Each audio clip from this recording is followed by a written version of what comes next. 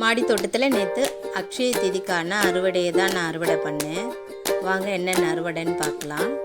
வெள்ளரிக்காய் பிஞ்சு ஒன்று இருந்தது, அதை பறித்து எடுத்துக்கிட்டேன். மாடி தோட்டத்தில் இந்த முறை எனக்கு பச்சை மிளகா ஏகப்பட்ட காய்கள் கிடச்சிதுங்க. இன்றைக்கான அறுவடையும் பச்சை மிளகா கண்டிப்பாக இருந்தது. ஒரு 2-3 கையளவுக்கு எனக்கு பச்சை மிளகா அறுவடை பண்ணி எடுத்தேங்க.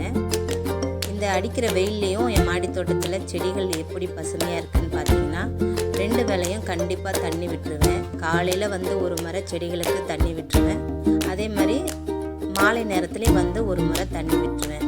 நம்ம தண்ணி விடலைன்னா கண்டிப்பாக செடி வந்து வெயிலுக்கு தாங்கவே தாங்காதுங்க. சித்திரை வெயிலுக்கு 2 முறை கண்டிப்பாக நீங்களும் மாடி தோட்டத்தில் செடிகளுக்கு தண்ணி விடுங்க. நுரை பீர்க்கங்க அழகாக பிஞ்சு வச்சுருக்கு. காராமணி 1-2 இருந்தது, அதை பறித்து எடுத்துக்கிட்டேன். லைப்ரரியன் தக்காளி பார்க்கவே எவ்வளோ அழகாக இருக்குது பாருங்களேன். சாப்பிடவும் டேஸ்ட்டு சூப்பராக இருக்குங்க. இந்த தக்காளி எனக்கு 1-2 காய்கள் தான் வைக்குது, நிறைய காய்கள்லாம் வைக்கல. இந்த 1-2 பறித்து அழகாக நாங்கள் சாப்பிட்ருவோம். காராமணியும் காய்கள் குறைஞ்சிடுச்சுங்க.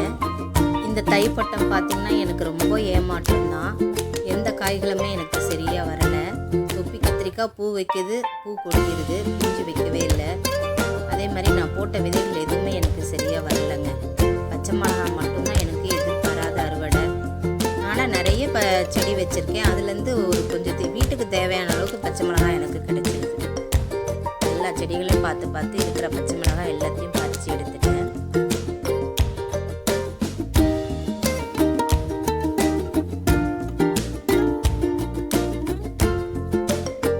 சுண்டக்காய் செடியில் நிறைய சுண்டக்காய் இருக்குங்க. ஏற்கனவே ஒரு முறை சுண்டக்காய் பறித்து நான் ஃப்ரிட்ஜில் வச்சுருக்கேன். இந்த செடி பார்த்திங்கன்னா புது செடி. என்கிட்ட ஒரு 3 செடி சுண்டக்காய் செடி வச்சுருக்கேன். அதில் இந்த செடி பார்த்திங்கன்னா இப்போ காய்கள் காய்க்க ஆரம்பிச்சிருக்கு. இதுதான் முதல் அறுவடை இந்த செடியிலேயே.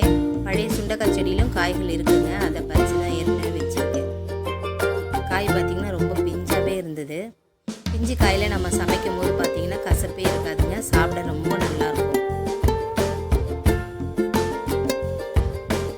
வெண்டைக்காய் ஒன்று இருந்தது,